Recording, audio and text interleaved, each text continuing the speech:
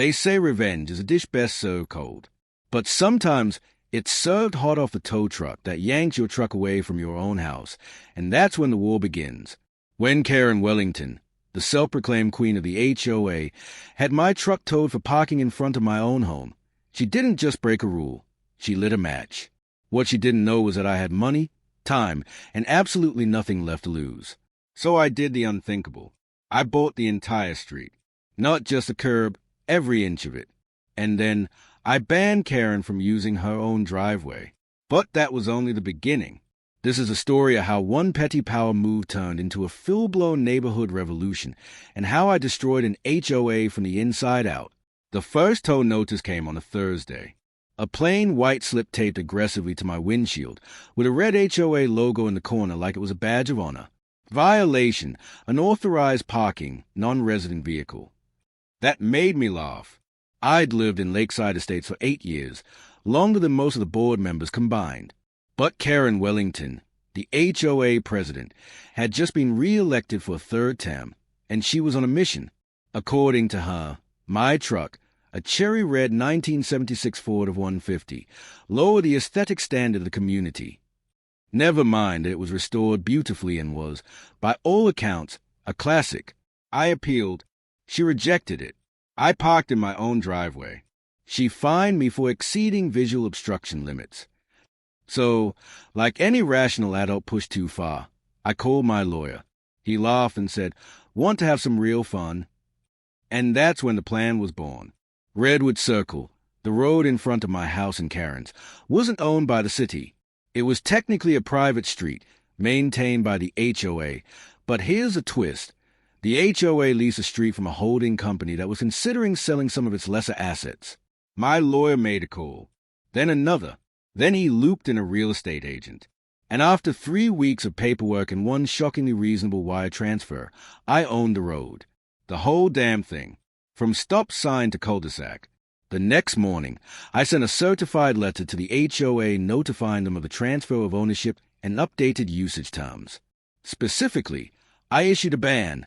Driveway access is suspended for properties in violation of Article 3.2 of the HOA covenant, effective immediately.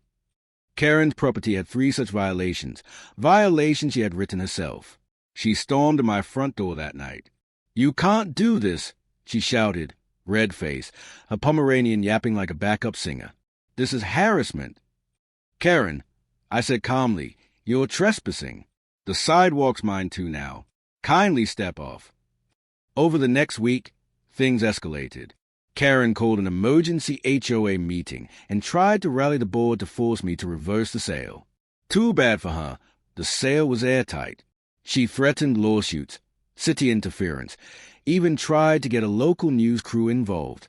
But I had something she didn't: receipts. Not just of the purchase, but for every single ridiculous fee she'd ever issued to other residents. And I was building allies. Fast. I hosted a neighborhood barbecue. Free food, open MIC, and a folder filled with Karen's nastiest citation for anyone curious. The turnout was huge. People shared stories. One elderly couple had been fined for a bird feeder. A single mom got a warning because her kids left sidewalk chalk drawings on the driveway. The tide was turning. Karen tried to retaliate again, this time planting a fake violation notice on my mailbox for improper materials. I responded by repainting it with a mural, an American bald eagle holding a tow truck. She didn't find it funny. That's when she pulled her biggest stunt yet. She called the tow company again, claimed I had an unregistered vehicle parked illegally. They showed up at 3 a.m. to take my truck. But this time, my cameras were rolling. And this time, I had already notified the local police that any tow activity without my written consent was trespassing. The cops showed up 5 minutes after the tow truck. Karen was there, in her bathrobe, supervising. She got a citation, and I got my truck back. The final straw came when I filed for a zoning variance. With a street under my name, I applied to rename it Freedom Lane. Karen had a meltdown during the public hearing, claiming I was trying to erase community identity. "I'm preserving it," I said, "from tyranny." For the first time in months, there was peace on Redwood Circle. No HOA patrol cars idling at curbs. No clipboard warriors measuring grass blades. Just kids playing tag under late summer sunlight, and neighbors waving as they walk their dogs.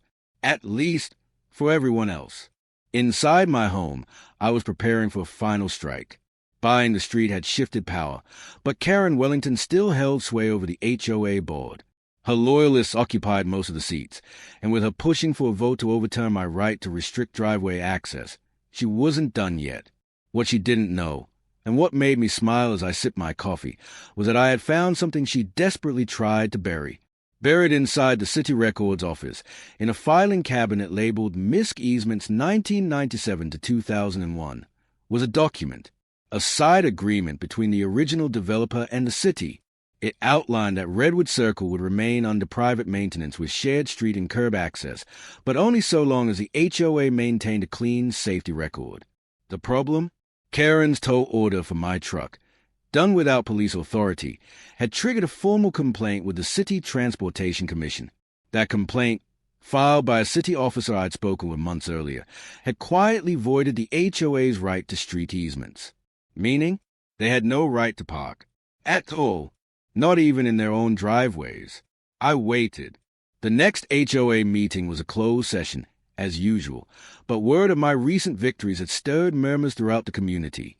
And when I showed up anyway, holding a folder of legal documents and trailed by 3 neighbors, each with their own Karen horror stories, the air turned cold. Karen stood at the podium, polished and fake as ever. "This session is for board members only," she announced. "I'm aware," I said, lifting the folder.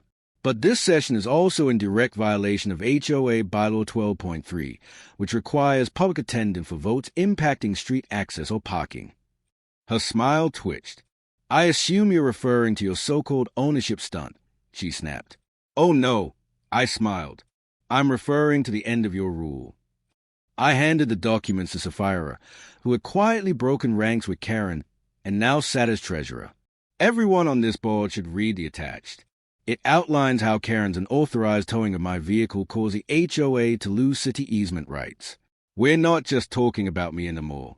We're talking about every driveway, every access point, all revoked." Whispers broke out. One board member actually stood up and walked toward me, reading the first page. "And by the way," I added, "you might want to check the last 5 pages. That's a list of violations Karen never disclosed, including nearly $90,000 in misallocated funds from a community beautification grant meant for street lighting." Silence. Karen's expression froze. "This is slander. None of that is true. These people don't even understand city contracts." "Then maybe the city investigator sitting outside would like to explain," I said, and the back doors opened. Detective Maria Clay, from the Municipal Fraud Department, stepped in. "I believe you're familiar with me, Ms. Wellington. You refused to cooperate during my last inquiry." Gasps filled the room. Someone dropped a pen. Clay approached the board. "We have records of unauthorized expenditures, falsified bids, and, more importantly, evidence that you attempted to alter street maps submitted to the Zoning Commission." Karen backed away. "This is political. It's character assassination." "No," Clay replied. "It's felony misappropriation and falsification of public records." Karen was escorted out of the building, still protesting. The neighbors watched in stunned silence, several recording on their phones. As the police cruiser pulled away, a wave of quiet relief rippled across the block. I stood before the HOA members, the old guard and new faces, and spoke plainly. I didn't come here to destroy the HOA.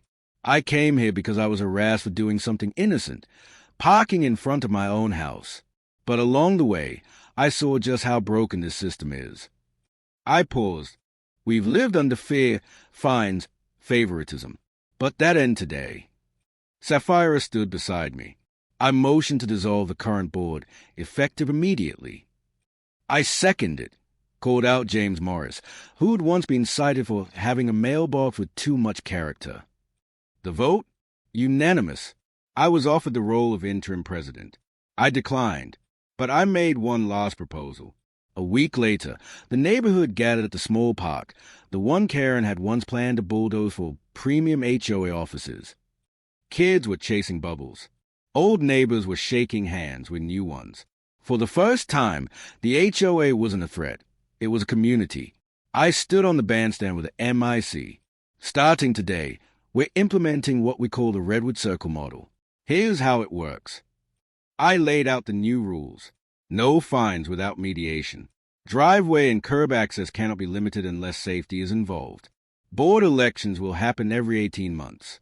Every policy change requires 60% resident vote, and no board member can hold power longer than 2 years. Applause broke out. Someone shouted, "You should run for mayor." I smiled. Nah, I'm not a politician. Just a guy who got told and decided to buy a street. Laughter erupted, and for once, it wasn't laced with bitterness. 6 months later, Karen's house sat vacant. Her real estate license was under review, and 3 civil lawsuits had been filed by residents she had targeted. No one offered to help. As for me, I parked my truck right in front of my house, engine idling as my daughter hopped in after softball practice. She looked around the peaceful street, now lined with fair rules, laughter, and second chances. "You really bought the whole street?" she asked. I grinned. "Yep. That's kind of awesome, Dad." "Only kind of." I teased. She laughed. "Okay, really awesome." And as we drove off, neighbors waved. Not because they feared clipboard citations, but because they wanted to. That's what happens when you take back control from tyrants. You don't just win. You change the game.